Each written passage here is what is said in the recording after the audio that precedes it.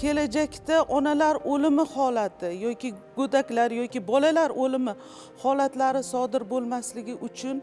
ishni nimadan boshlashimiz kerak? Har bir ota-ona xonadonida o'sib unayotgan qiz bolani o'sha kelajakda bu O'zbekistonning kelajagini yaratuvchi inson sifatida qarab,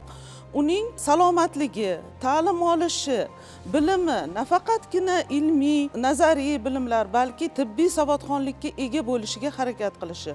o'z vaqtida shifokorlar ko'rigidan o'tkazishi, unda mavjud bo'ladigan oddiygina kasallik, undagi reproduktiv tizim kasalliklari emas, oddiy nafas yo'llari yoki oshqozon tizimi o'z vaqtida davolashga qaratilgan chora-tadbirlarni olib borsakkina